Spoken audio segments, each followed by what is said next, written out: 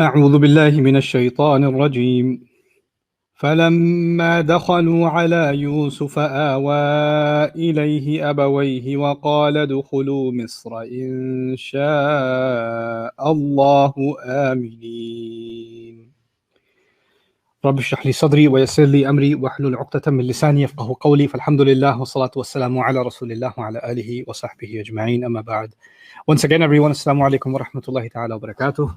Today I have a discussion planned for you that's revolving ayah number 99 of Surah Yusuf. I'll translate it first. It seems pretty straightforward at first glance, but there's what seems like a slight, but I think it's a deep enough conversation necessary that this ayah should be discussed on its own. I would say to start off that in order to grasp what we can from this ayah and to share with you guys what we've come to learn and what can be of benefit for myself and all of you, trying to extract as much wisdom and guidance we can from the Quran. This was quite an exercise for both myself and Suhaib, and it was actually pretty rewarding. So I'm grateful that we have each other and that Allah Azza wa Jal has given us this opportunity to do this kind of tadabbur and this kind of reading and research. So let me first start off by translating. We're at the scene now where the parents have arrived in Egypt.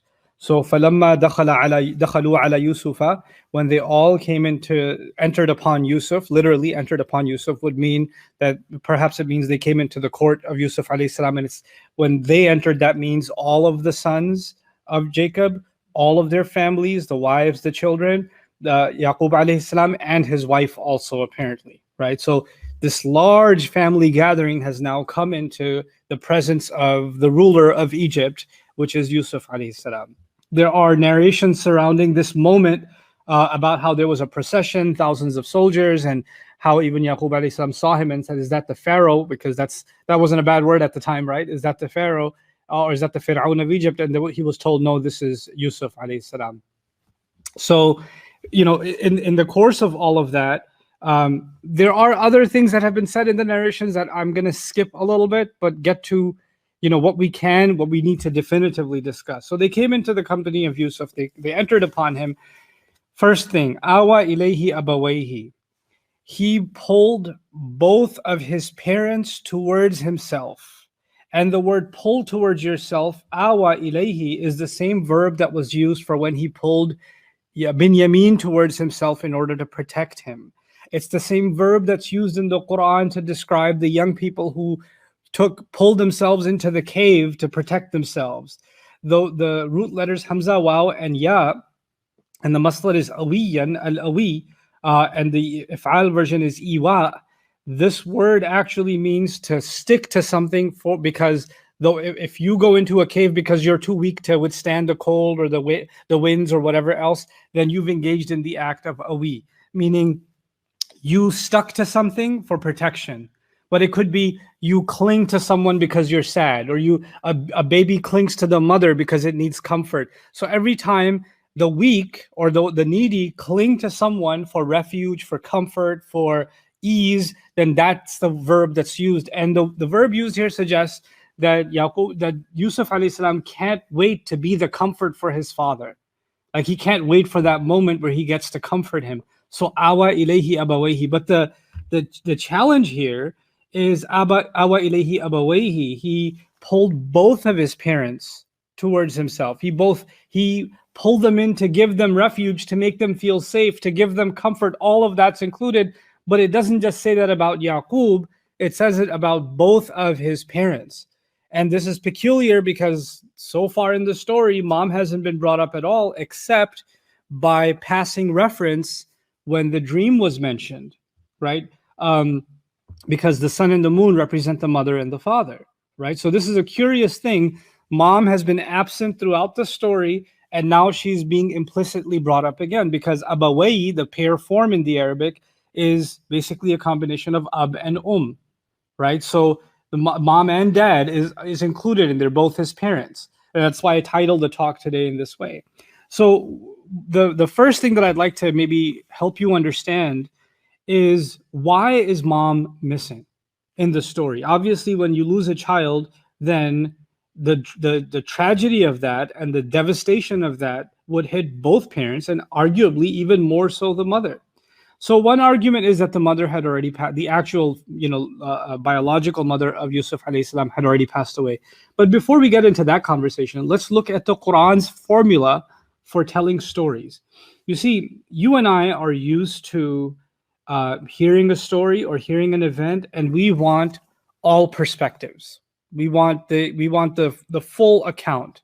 And it's fair to ask the question, because we have these sensibilities of how stories are told. How come the mom's not being talked about? But let me tell you something about the Quran's formula for telling stories. The Quran's agenda is actually not to tell a story, first and foremost. The Quran's agenda is to give us lessons, guidance, and principles that can be extracted from parts of the story Allah considers timeless, of timeless value. Right? So he wants us to learn something from these events, but not every single detail of these events. These are a few decades in the making, the story of Yusuf alayhi salam. But we have a few pages, if not even volumes, we have a few pages capturing those decades. So what Allah did is he took bits and pieces from that story that we need for guidance. And everything else has been omitted, not because it's unimportant. It's important historically. Obviously, it happened to these same people. Every single day that transpired in the life of Yaqub alayhi salam has value. Every minute he spent, every prayer he made has value. But there are some things that Allah considered of timeless value that represent guidance for all human beings that will seek guidance from Allah until Judgment Day. Having said that, what Allah does in the Quran is that He compromises telling you about all the characters in a story or everything about any one character. He only focuses on the things that go towards that higher purpose. So it might come across to you, if I was personally telling you a story and I skipped out on the mom, you'd say, hey, what about the mom? But the Quran isn't doing that. The Quran is not interested in telling you a story. The Quran is interested in guiding you. لَقَدْ كَانَ فِي يُوسُفَ وَإِخْوَتِهِ آيَاتٌ لِلسَّائِلِينَ. And it's actually the same reason that in the story of Musa alayhi salam, the father is pretty much entirely absent. Even though he has a father, he's entirely absent from the story. And even if you don't think about the father and the mother, there are elements like Harun alayhi salam was his younger sibling or older sibling, right? But he's missing from the story in the beginning too. And his sister has to go get him by the water. So there's other interesting questions. Allah skipped some details in the Quran because He wants our focus on other things, right? So that, having said all of that, and that is the formula of the Quran, really. Like in any, you'll notice in the storytelling in the Quran, more is missing than is said. That's actually the formula. So we have very little that's been said, but the little that's been said is so valuable and so powerful. And what's even more interesting is that when you compare the volumes, like exponentially larger text in the whatever transcript of the Bible we have now, the Hebrew Bible that we have now, that covers this same story, it's exponentially bigger in the Bible. It's huge in the Bible. And in the Quran, in the much more arguably skimmed version, you shouldn't have the kind of detail that's in the Bible, but actually the Quran is talking about things the Bible didn't even touch. The Quran is addressing things that were never known even by the Israelites. They just weren't known. So this is a remarkable feature of the Quran. But regardless, now it's important to bring up that Allah decided not just to say that He pulled his father who was stricken with grief. He says He pulled both of his parents in, right? So that's going to require a little bit of a conversation. So, and at the end of all of that, I'm going to try to help you think through what could be the benefit in us hearing that from Allah. The both parents comment, because every word is of value, right? So it's a peculiar addition to the story, and it definitely deserves attention. So we're going to do a little bit of that, inshallah, or maybe a lot of bit of that, and then we're going to get to the rest of this ayah. So, and I won't even translate the rest of it yet, because that'll fit in once we have this discussion in place. So first, I'm going to walk you through a summary of what our scholarship, Muslim scholarship, has had to say about how they can fill that gap. What is it? What's the purpose, or who is being referred to by the mother? So I'll read some things from Fakhruddin al-Razi first. البحث الأول في المراد بقوله أبويه قولان. When it comes to both his parents, there are two views. There are two things that have been said. الأول المراد أبوه وأمه. The first meaning is, what is meant by this is his father and his biological mother. وعلى هذا القول فقيل, and based on this, what's been further substantiated is إن أمه كانت باقية حية إلى ذلك الوقت, that his mother was still alive up until that time. وقيل إنها كانت قد ماتت, and it's also been said that she actually had already passed away. إلا أن الله تعالى أحياها, except that Allah brought her back to life, وأنشرها من قبرها, and pulled her out of her grave, حتى سجدت له تحقيقا لرؤية يوسف عليه السلام, so she can do the sajda, to confirm the dream of Yusuf alayhi salam. So our mufassirun, because we came to hear from reliable Israelite sources that the mom had actually passed away, they said, well, Allah must have brought her back to life, right, in order to fulfill this dream, because it says both his parents, so that must mean her. And by the way, her name from the biblical version is Rachel. Okay, so we're going to use that name. القول الثاني أن المراد أبوه وخالته. The second position has been Muslim scholarship that the meaning here is his mom or his dad and his mom's sister, his khala. Okay. لأن أمه ماتت في النفاس بأخيه بنيامين, because his mother died while giving birth to Benjamin, the younger brother. وقيل بنيامين we can skip that part. ولما ماتت أمه تزوج أبوه بخالته, and when the mother died, then the father married her sister. So that's the scholarship view, Muslim scholarship view on this, or the opinion that's been found. فسماها الله تعالى بأحد الأبوين, so Allah named her one of the two parents, because لأن الرابة تدعى أما لقيامها مقام الأم, because the one who nurtures or takes care, because when Rachel died, the one taking care of both kids was the sister in her place, so she was playing the role of the mother. And in Arabic, the role of the mother, whoever plays the role of a mother, is also called mom. And that's actually a contemporary thing too. When you're raised by somebody, even if they're not your biological mom, you're still going to call them mom, right? You just get accustomed to that, and that's a normal thing. أو لأن الخالة أم كما أن العب عم أب. Or it could be that the aunt in ancient language is actually considered a kind of mother, just like the uncle is considered a kind of father. And that's actually true in the Quran, because وَإِلَهَ آبَائِكَ إِبْرَاهِيمَ وَإِسْمَعِيلَ وَإِسْحَاقَ. Just to give you a little bit of timeline, because some of you aren't as familiar with this stuff, or it's not settled in your head, so bear with me, okay? So Ibrahim alayhi salam has Ismail and Ishaq, right? Ishmael and Isaac. Isaac has Jacob. Jacob has 12 sons, right? So Ibrahim, then Isaac, Abraham, Isaac, and then Jacob, and then the 12 sons. Ibrahim, Ishaq, and then Yaqub alayhi salam, and then the 12 sons of Yaqub alayhi salam, okay? When Yaqub was dying, he told his sons, what are you going to worship after I'm dead? And the Quran said, they responded, we will worship your God and the God of your fathers, Ibrahim and Ismail and Ishaq. So when they were talking about their fathers, or they're telling Jacob, your fathers, right? They didn't say your fathers, Ibrahim and Ishaq, because that would be father and grandfather, right? They included uncle in it. Because what is Ismail to Yaqub alayhi salam? He's his uncle.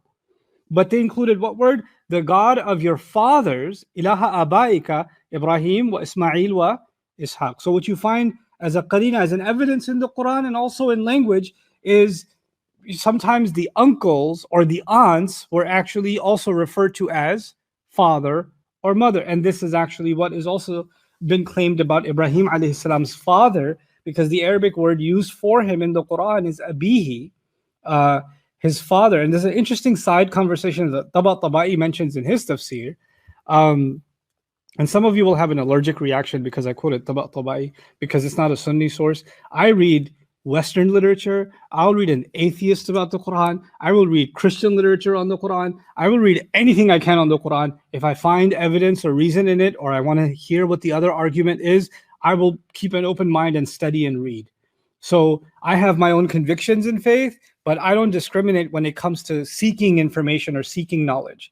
If we take that approach, then, for example, if I want to study linguistics or Arabic, then one of the most remarkable pinnacle works in tafsir studies is Al-Kashaf by Zamakhshari.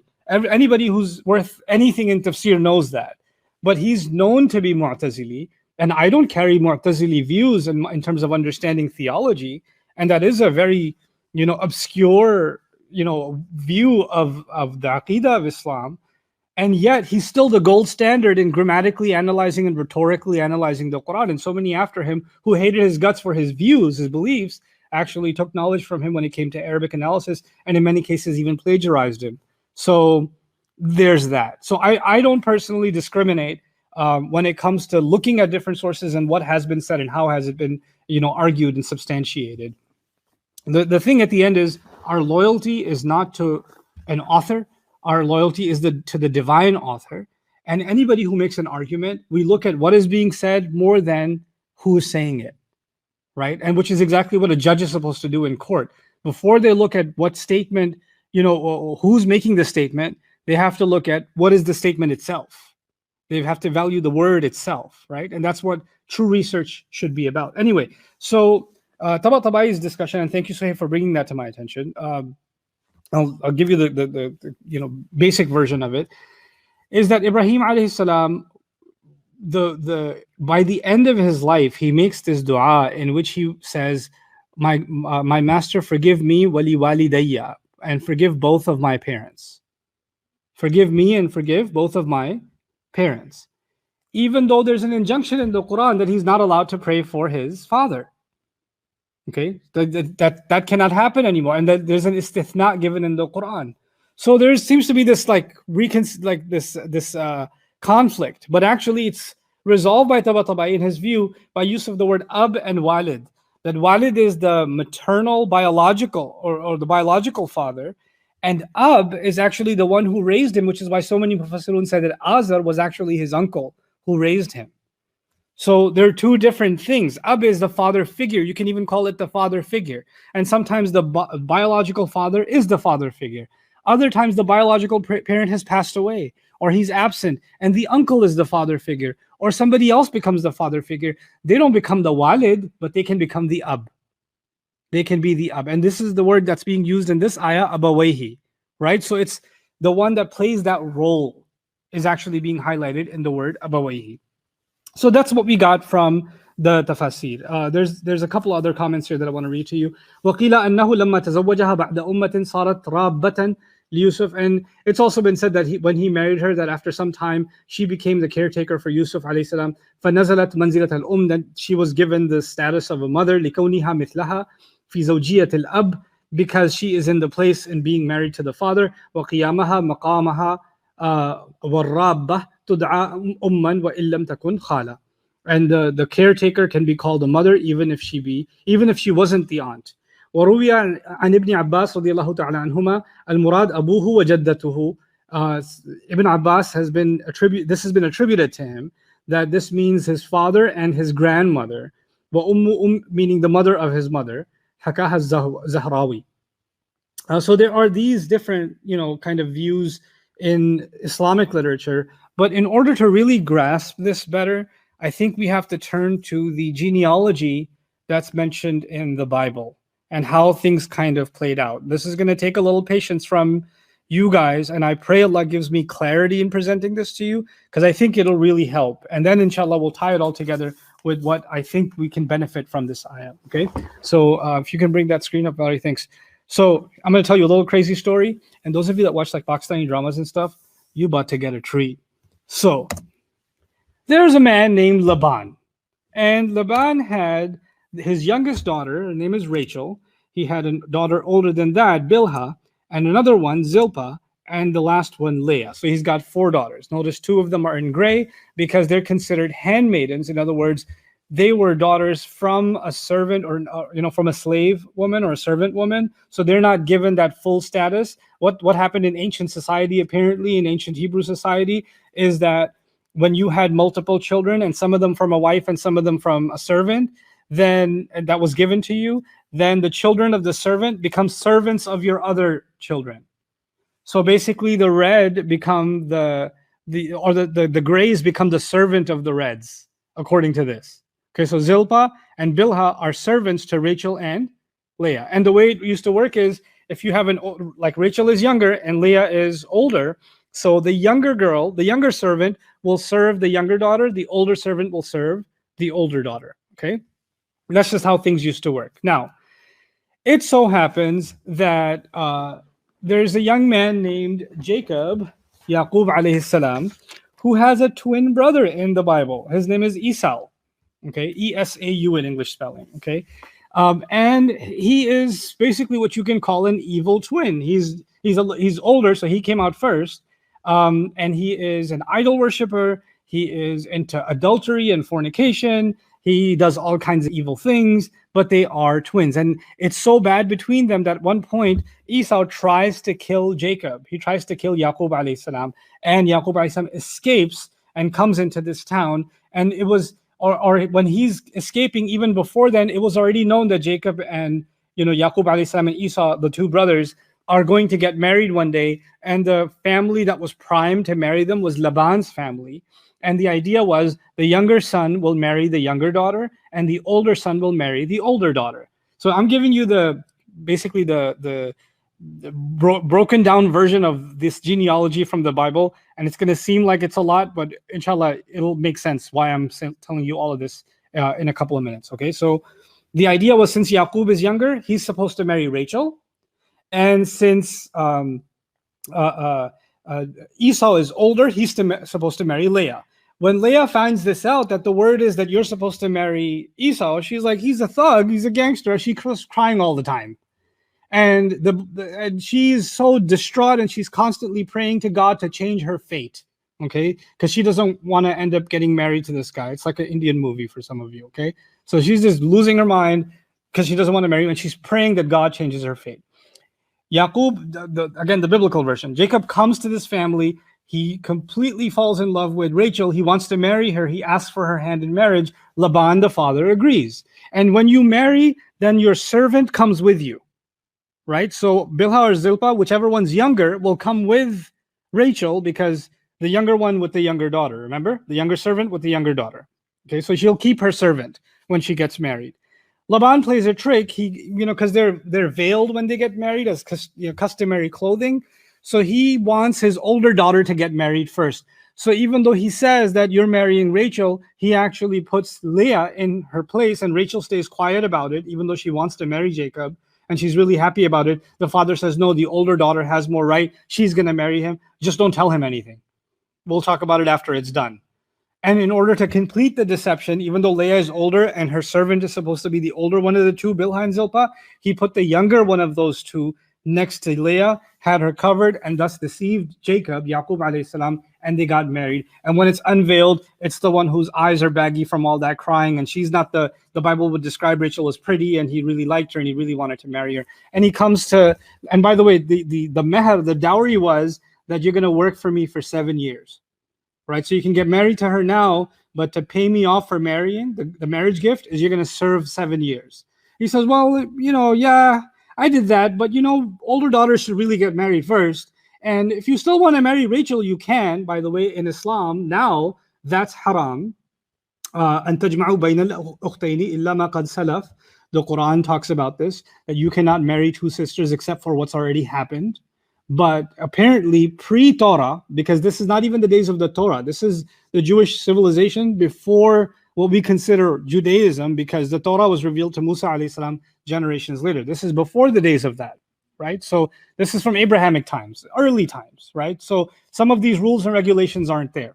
Anyway, so he says, well, you wanted to marry Rachel, I understand, but I really wanted my older daughter to get married first. That's why, I duped you into getting this, ye shadi nahi ho sakti, but ab to ho gayi, right? It's done. So now when it's done, he's like, well, if you want to marry Rachel, you still can. Just add another 7 years to the deal. Work for me for 14 years and you can marry Rachel too. So basically it describes that in a matter of days or very short period of time, Jacob got married again. So now he has two wives. He has Leah and Rachel, and the servant girls came with them to serve each of those wives, right?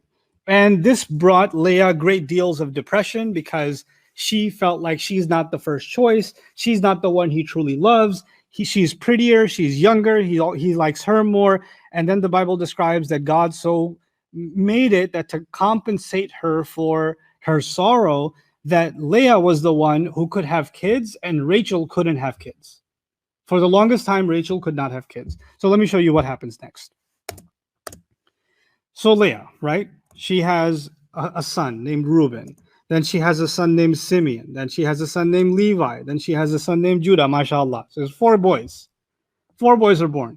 And the idea is there's also literature about how they were competing spiritually. They knew that they're married to a prophet and they're part of the noble legacy of Ibrahim alayhi salam. And they want as many sons with him as possible because that noble legacy will pass on and they have a share in that good deed. So that spiritual sort of legacy was a matter of pride back then for them. So Leah has 4 sons. Meanwhile, Rachel can't have any children, so she comes up with a plan. She tells her husband, Jacob, they're both married to him, right? She tells her husband, Jacob, why don't you take Bilhah? Meaning she's giving her hand off to her husband. You know, ma malakat aymanukum, you can be with my servant girl. This was allowed back in the day. And so you can marry her and have children with her, and I will raise them as my own because she's my servant. So he does that. He's with her, and then they have 2 kids, Dan and Naphtali. Now, Leah finds, as this is happening, she's getting upset because she wasn't having kids in the middle. So she says, you know what? Take my servant girl and give me additional kids too. So now Yaqub alayhi salam, from the biblical version, has gotten Asher. Now they've got 8 kids. And after they have 8 kids, Leah ends up having the 9th and the 10th and even a daughter. So Issachar, Zubulun, and Dinah, all these kids. So now, what could go wrong? You've got 4 women, you've got 3 of them with multiple kids. There's no room for any possible jealousy of who's the favorite child or which one matters more or whatever. Obviously, it's all good in the hood, right? Everything's okay. But at the end of the day, if you think about it, the contest between Leah and Rachel, if you understand this contest, Leah felt like, what's the edge she has over Rachel? Well, he loves her, and she's clearly the younger one and the prettier one, but at least I gave him all the kids, right? And even if she gave him kids through the servant, well, I even the score there too. So I still maintain my advantage. At least the powers, there's no disturbance in the force. Okay, so far. Then what happens is Rachel finally gets pregnant and has Yusuf. She gives birth to Joseph. And then sometime later, she dies giving birth to Benjamin. So the one thing that Leah had over Rachel, which was that she couldn't have kids, at least directly, and in every other way she was compensated for, now that advantage is gone. And what's the reminder of that? Yusuf and Binyamin. Now I want you to think about the psychology of this. If the sons are constantly feeling this, towards towards Yusuf and Binyamin because of this existing rivalry between Leah and Rachel, which hasn't been talked about in the Quran clearly, but the Bible does talk about them competing with each other. On the other side, Bilhah and her 2 sons were perfectly fine. They were all of these, by the way, from 1 all the way to 10, all of these 10 are basically okay with each other because everything's fine. But now even Bilhah's kids, Dan and Naphtali, are like, well, we thought we represented the Rachel side of the family, but now she has kids of her own. So they're becoming team the rest also, and the only ones isolated are Yusuf alayhi salam and Binyamin. Now, when you read the Quran and you read Yusuf and his brother are more beloved to father than we are. So the woman that he loved all along has died, and the only remnant of her is Yusuf and Binyamin. You understand? Plus, not to mention their character, which is what the Quran's highlighting. The Quran didn't highlight he loves them more because of Rachel. The Quran highlights he loves Yusuf because of his character. So there's a different version of the story. Now, I gave you all of this background for a reason. To tell you that the Quran didn't say any of this. The Quran said none of this. None of it. Why not? Why in the world not? So let me talk about that first before we get to the both parents. This is still the both parents conversation, believe it or not. So you can take the screen away now. Here's the thing about why the Quran didn't bring all of this up. Once you understand this entire family dynamic, like watching a soap opera, you're like, oh, that's why they were jealous. Oh, that's why. No wonder he hated Yusuf. No wonder they hated Binyamin. Oh my God, their mom made them do that. It was like these aunties, man. Like you had all this, like you start coming up with an entire scenario of how this would work and how this plays out in families. What does the Quran do? The Quran makes all of that irrelevant to teach us something. It is irrelevant. The situation, the drama, the tension, the rivalries, all of that is actually just a facade. The real thing is the devil. Shaitan creates jealousy. Shaitan creates the need to overcome or to look down upon someone else. Shaitan does all of that, not human beings. Not the human beings fall into the waswasa of shaitan. Allah did not endorse that. So who's the enemy in the Quran's depiction of this entire family drama? And none of this drama has been talked about in the Quran. What's the drama? Brothers hate brother. That's the tension that Quran describes. And what's the cause? The devil got to you. If you study the Bible, it's not the devil that got to them. It's this family dynamic that's the reason. You understand? So you've got this human psychological kind of reasoning, and the Quran says, no, you need to understand the underlying spiritual problem.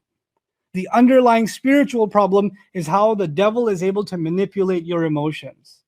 You see what a profound higher road the Quran has taken in describing this story? Right? It's a mind-blowing thing that the Quran has done here by not describing all of this. And when you study it, you're like, oh, now this gets even more interesting, because Rachel dies while giving Benjamin birth, right? And then when she dies, according to the Torah and according to Jewish history, and I tend to have personally, I tend to have more confidence in Jewish genealogy more than anything else, because their genealogy really matters to them. So when they document who's the son of who and who's all that stuff, that I have more confidence in. What the prophets said and did, I have less confidence. I take that with more of a grain of salt. But when it comes to their genealogy, because their identity as a people is so rooted in who's fathering who's the mother, where they come from, all that stuff, that's super important to them. So that I put some stock into. Right? So now if you understand that, then you know that Yaqub alayhi salam theoretically now has 4 wives. One of them has died. Yes? One of them has died. And the others have sons that all hate who? Yusuf alayhi salam. Whether it's Bilha the servant, or it's Zilpah, or it's Leah herself, they all have sons that are not no fans of Yusuf alayhi salam all those years. Whatever the drama may have been that's been omitted, we know that the drama existed. The tension existed, right? And one of them is still alive. Now, Rachel has passed. It could be that Leah is still alive, because the Bible describes that she was buried back in the homeland. And it could be, it doesn't say, it could be that they made it all the way to Egypt. When she died, Jacob said that we should bury her back in our ancestral home. And that's where I want to be buried eventually too. And maybe he took her back from Egypt and got her buried there. But there's no mention of her coming to Egypt. There's only mention of where she got buried. So one theory is Leah was in fact alive. And she's the one being talked about when he says he pulled both his parents into the refuge. Because the person married to your mom is actually your parent. Now, or has the respect of your parent. You should treat them as the kind of courtesy you owe to your parents. Right? So we'll talk about the implications on the ayah itself, but let's talk about the who. So one possibility is it's Leah. The other possibility is either Zilpah or Bilha, which is interesting because Jewish feminists today are talking about how Zilpah and Bilha, who history doesn't know much about, are not getting the credit they deserve, because Jewish women tend to be forgotten in history, but they are the mothers of the Jewish people. 4 of the 12 tribes of Israel come from them. Yet we don't know, because they were servant women, they were handmaidens. We don't know much about them. We don't care anything about them. But we should consider them matriarchs of Jewish society. Now, so what's the Quran's take on this? The Quran's not explicit about who it is.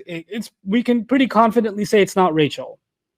But we can say it's either Bilha or Zilpah, which are both servant women, or Leah, the wife. Now let's look at both possibilities and what we could learn from that. If it is the mother of the sons, Reuben, Simeon, Levi, Judah, Issachar, Zebulun, this is, 6 out of the 10 sons that wronged Yusuf alayhi salam. His father's been suffering, but it's also quite possible, and we don't know if Leah is also suffering or not because of the rebellion of her sons, or deep down inside she endorses their emotions. We don't know. So we're not going to throw her under the bus. We don't know, so we don't know. Good enough. Just like we would give benefit of the doubt to somebody who's alive. right? Unless we have some hint that they've done something wrong or we have evidence to that, we have no reason to suspect her intentions. And if the Bible's saying there was rivalry among them, that's the part I'm not going to take openly. You know, that's the part I'll be skeptical about. Genealogy, I'll take. Character assassination, not so much.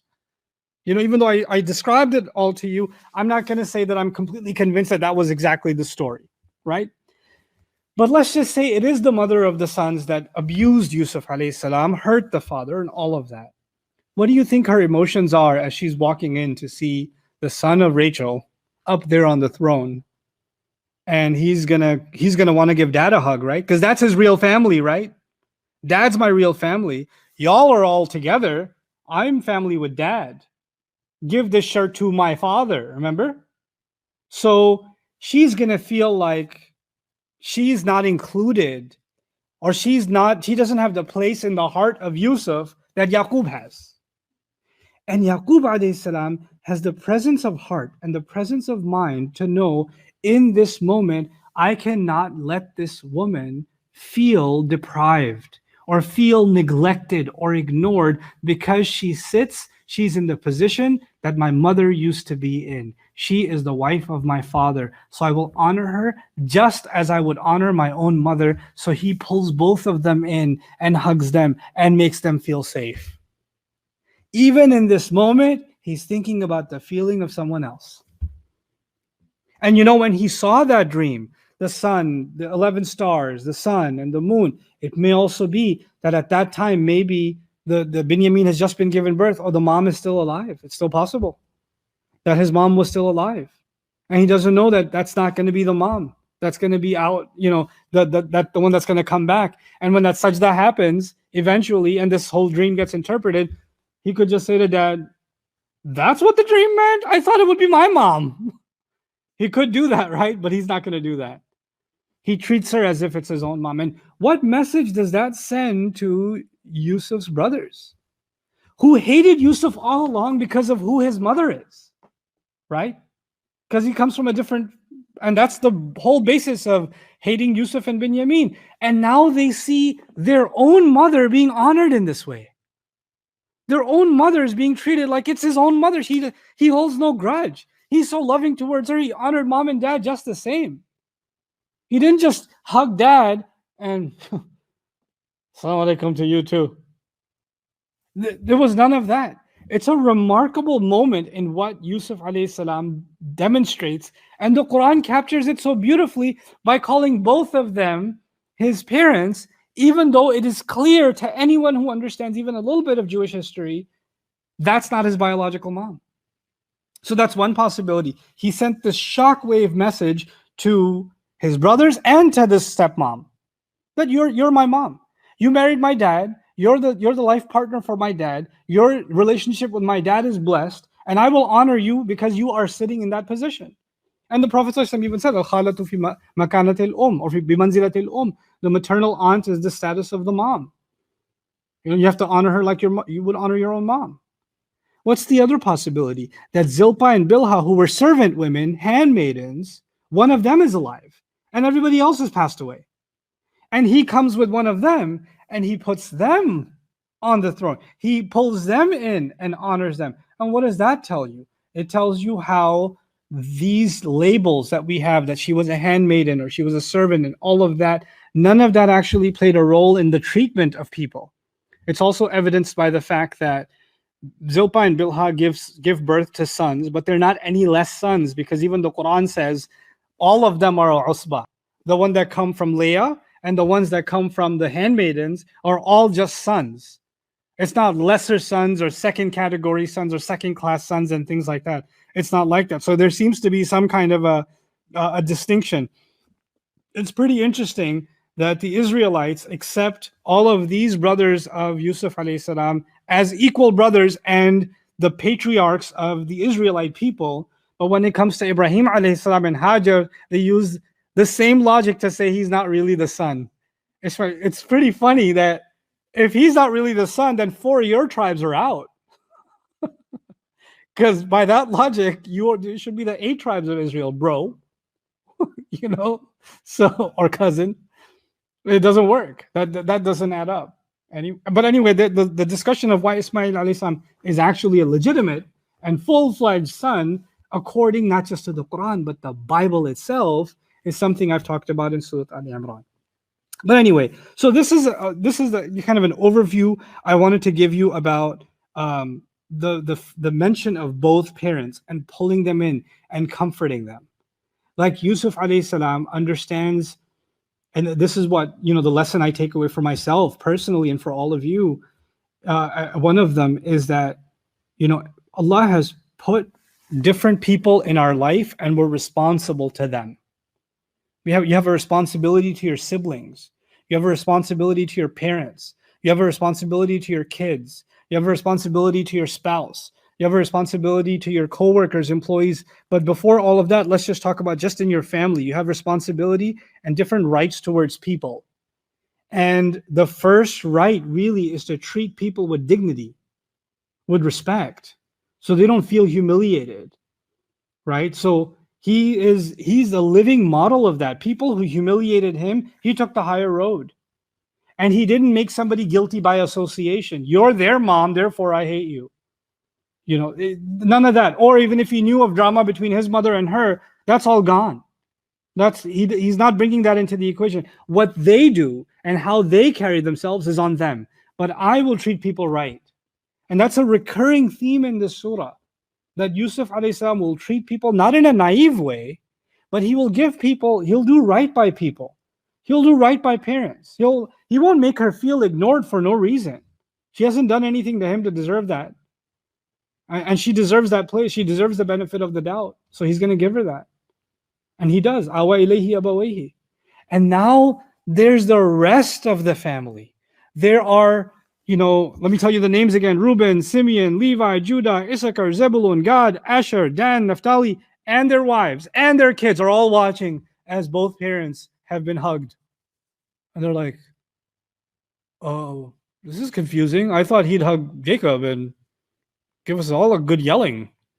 I mean, he said there's no harm, but is he really this nice?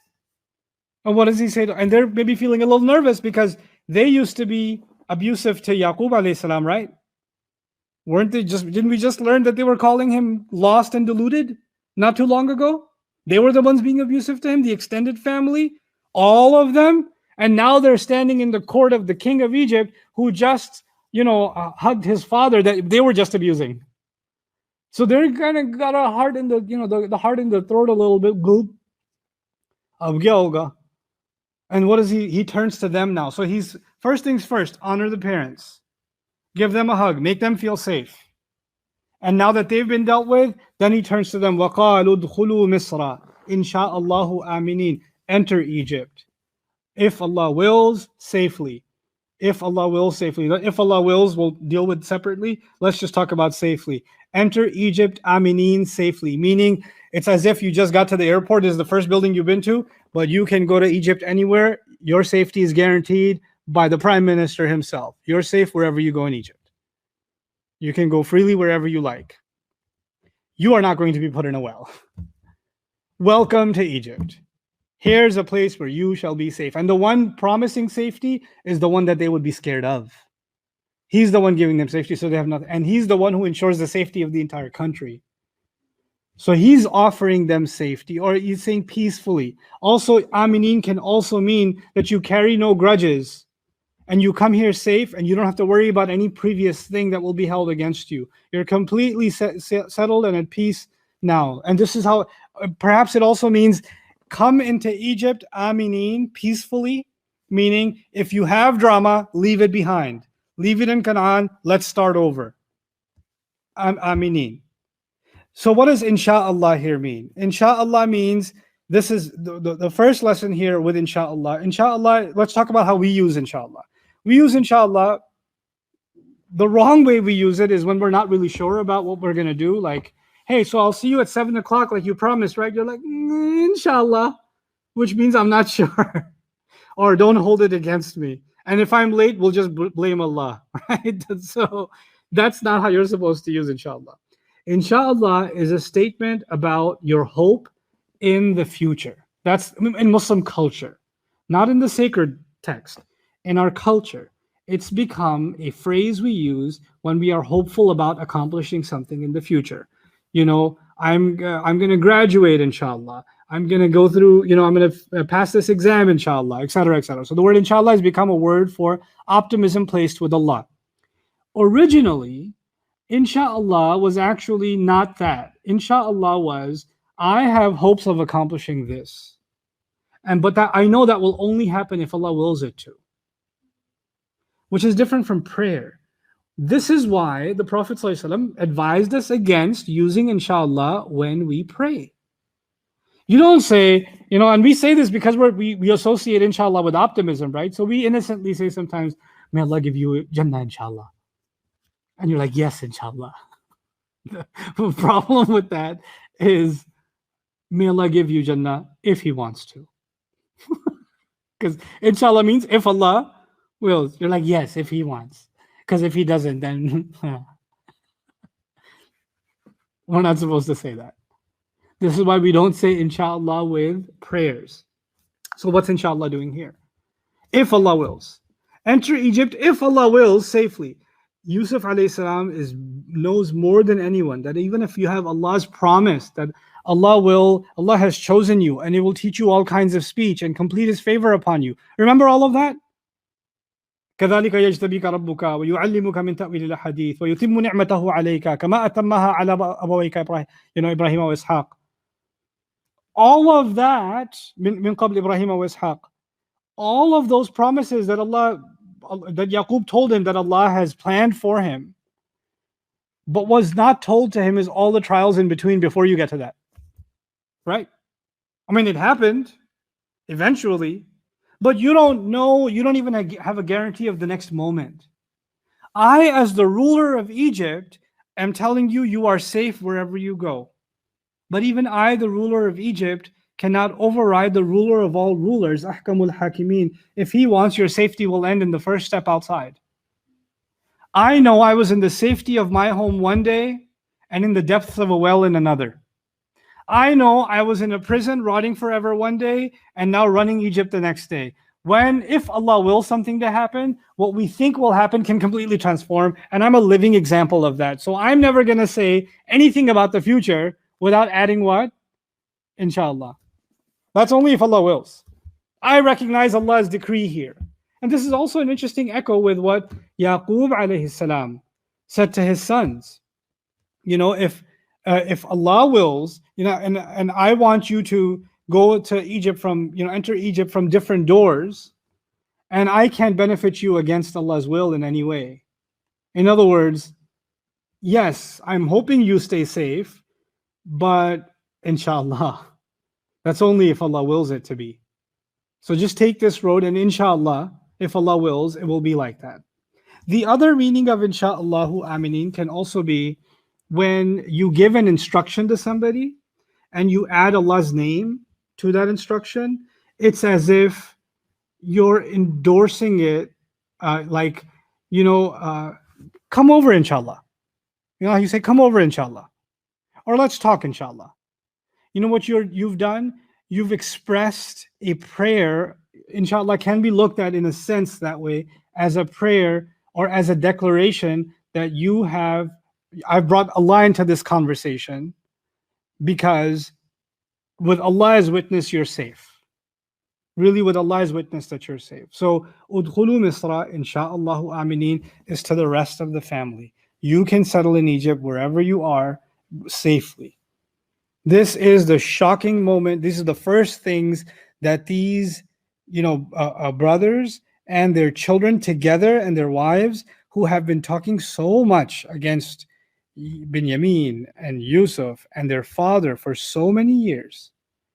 And all of those years is now known. Everything they did is known. And they're standing in front of the person they wronged for so many years. And the first thing they see him do is hug both his parents and to treat his non-biological mom as if she is the mom, and then turn to all of them and tell them you're safe. This place, I will guarantee your safety. I'll make sure that you're safe. Udkhulu Misra insha'Allahu aminin. It's a remarkable moment. And the thing that I wanted to, before I let you guys go, highlight, is how the Quran actually, in this way, addresses complex family situations. You've got a man with multiple wives, or you've got multiple children from multiple marriages, right? And some parents alive and some not alive. And so you've got half mom, or adopting mom, or not biological mom at all. And you've got all these kinds of half connections. And so you've got half brothers, or you've got half sisters, and you've got rivalries that may have come down from a different generation. And in all of that, Allah Azza wa Jal describes that when that tension happens, that tension actually comes from shaitan. And it's also really interesting that the Quran recognizes these complex family dynamics as a part of life. That's just going to happen. We have this picture in our head of a certain view of what a family should look like, right? But since ancient times, families were always complicated, and they're always going to be complicated. If any of you and your extended family is completely normal, let me know. I'd be really happy to know about this exception on planet Earth, because ain't nobody's family normal. Everybody's got some drama in their family, some complexity in their family. And everybody who has a complexity in their family wonders, why is our family so messed up? Why are we so weird? Why do we have a Reuben in our family? Why do we have a why do we have a Leah and Rachel situation in our family? Why do we have this? Why do we have that?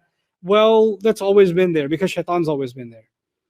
It's also teaching us that shaitan is an enemy. Yes, he's an enemy to Islam, and he wants to eradicate Islam from the face of the earth and all of that. One of the ways to eradicate Islam is to eradicate Muslims from within. And what better way to destroy Muslims from within than to destroy their families, to get them to hate each other? How is this ummah going to be united when people that share the same last name with you can't be united? People that live under a roof can't be united, and you're talking about the ummah being united? So you destroy the brick, their building's never going to be built, right? That's such an easy game, such an easy strategy, and it works. So it's so much easier for us to be kind and understanding and empathetic to strangers that can cry about their woes. And the only people we cannot be empathetic towards, or patient to hear what they have to say, or try to understand their point of view, or be forgiving, is our own. Our own we can't forgive. Everybody else, hey, man, I was going through a lot. I understand. Poor guy. This is why people are so eager to give charity to strangers and to watch a video and feel bad, and you should. But when your own uncle will ask, you're not going to give. That uncle? No, remember last Eid? Not him. That's not, please. I know everything about him. There's no way I'm helping him, etc., etc. Right? Whether it's siblings or cousins or uncles or sometimes parents, whatever it may be. This is why وَأُولُو الْأَرْحَامِ بَعْضُهُمْ أَوْلَى بِبَعْضٍ فِي كِتَابِ اللَّهِ. People of the womb, the relationships of the womb, the people that are tied to you through the womb, they get priority over other people in Allah's book. Take care of those relationships first. وَاتَّقُوا اللَّهَ الَّذِي تَسَاءَلُونَ بِهِ وَالْأَرْحَامِ. Be mindful of Allah, whose name you use to ask each other for stuff. And be mindful of the wombs, meaning all blood relations and all relations that extend from blood. Be mindful of them. Be careful about them. And it's so beautiful that, children are being taught to be respectful to their parents, even if one of the parents isn't your biological parent. That's what children are being taught through the example of awa ilayhi abawayhi. Be respectful, even if it's not your biological father. Be respectful, even if she's not your biological mother. They still deserve respect. Allah placed them in the same place. Awa ilayhi abawayhi. It also tells you that the role of a son or a daughter in older age is to provide refuge, is to provide comfort. Because as we get older, we get weaker. And we need comfort, just like we were babies and we needed comfort in the arms of our mothers and the protection of our fathers. A time comes where they need our protection. They need to feel safe around us. They're getting old. Their back hurts when they sit down. Their knees hurt when they go up the stairs. They have to go from one doctor's appointment to another appointment. They can't stand up as long as they used to be able to. Their eyesight doesn't work. They can't remember things the way they used to. Their skin's getting wrinklier and wrinklier. They can't drive on their own. And as they become like that, they get crankier. They get harder to deal with. They test your patients more. They have more wisecracks now. They've been working on them for decades. So they test your patients more now than they ever did before. But you know what? You're supposed to be like, you and I are supposed to be like Yusuf alayhi salam, awa ilayhi abawayhi. He pulled his parents into his refuge. Even the parent that he had no biological connection to, and arguably, possibly, even had a grudge to hold because she was competitive with his mom. Or her kids are the ones that made his life hell and she did nothing about it. You can make all those arguments. Again, we're going to give her benefit of the doubt, but inside family, giving benefit of the doubt is hard, right? That's difficult. But he does it. He does it. It's also interesting in the Quran earlier on, we find Yusuf alayhi salam alone. We find him lonely. We don't find him turning to his, like Rasul sallallahu alaihi wasallam, when he got overwhelmed, he turned to his wife, right? That's what happened at Hudaybiyah. Yaqub alayhi salam is married, so when he's being overwhelmed in grief, you should find the presence of mom. Quran misses that. Now, what possible reason could there be? You could look at it two ways. You could say, well, she didn't really care. So she was like the wife of Lut or the wife of Nuh, etc. That's one way you can possibly look at it. I prefer not to. Another way you can look at it is she felt helpless. Her sons are grown, they're out of her hands. And let's just say she was an extremely loving wife to Yaqub alayhi salam. This will be my last thought for you. Let's just say she's an extremely supportive wife, whether it's Leah or Zilpah or Bilhah, whichever one. And she's caring for him. She's concerned about him, even if she's all of those things. Sometimes a person is going through grief and they're going through something, they're going through a sadness, then doesn't matter how much you love them, you can't take that sadness away. Just like you cannot actually make someone happy. You cannot get rid of somebody else's sadness. You're not responsible to make someone else okay. His grief with Yusuf is his grief with Yusuf. You don't get to say as his wife, I'm here, I love you, why are you still upset? Yes, I love you too. That's amazing, and thank you, but I'm still devastated about my baby. That still hurts me. Well, why does it hurt you? You have so many other things you should be happy about. No, you have me. Yes, I have you, but that's still there. And even if someone doesn't get frustrated with you because why are you sad? It may also be that they feel helpless. Like, I wish I could help. I wish I could get rid of that sadness for you. Because when you feel hurt, I feel hurt. But there's also an acceptance that some aspects of our grief are ours alone to carry. Nobody else can carry them for us. Some parts of those sadnesses cannot be shared with anybody. They're just taken to Allah. إِنَّمَا أَشْكُو بَثِّي وَحُزْنِي إِلَى اللَّهِ. It could be that's one of the ways to look at that ayah. That there are some aspects of grief that no matter what human support you have, it can maybe mitigate it a little bit, but it can't get rid of it. It can't be addressed that way. And maybe that's the role. That's why she's not been mentioned. Perhaps Allah is teaching us something about that sometimes you can be as supporting and as loving and as present as you can, but the situation still can't be helped because it's beyond your control. Accepting that we are not in complete control of every situation and every emotion that the people we love feel, that acceptance is a really big part of moving on in life. And to have meaningful relationships in life, and to understand Allah, who controls the movement of every leaf, controls the beat of every heart. Now, we can't change that. We can't make someone love something, make someone hate something. We can't make someone happy. Now, one thing we are capable of, Allah has made us capable of, we can give someone grief. That He's given us. We can hurt someone with our words. We can give someone, we can do right by someone. We can be a source of comfort for them. We can be kind towards them. Maybe we can bring them joy with our words, but understand that at the end of the day, we cannot control how someone else is going to feel. And we cannot alter how someone else is going to feel. That's going to have to be sometimes between them and Allah. They have to find their way, and that they have to find that relief from Allah Azza wa Jal. That even Yaqub alayhi salam had to find that relief with Allah Azza wa Jal. He being married, because that's what surprised both me and Suhaib. At the end of all this story, he pulled both his parents in. Wait, he was married all this time? But he was so alone. Look at all these pages. Sabrun Jameel, Wallahu al-Musta'an. What happened to all those pages? He was alone. He was married that whole time? Where was the missus? Well, that's my take on the missus. I'd rather not give her benefit of the doubt. The Quran didn't cast a doubt on her goodness. The Quran is completely silent about her, which means we should either be silent or think good. Right? That's my take on it. We should either be silent because no hint has been given, or we should think good of her. So that's my 2 cents on what I've come to understand about ayah number 99 of this surah.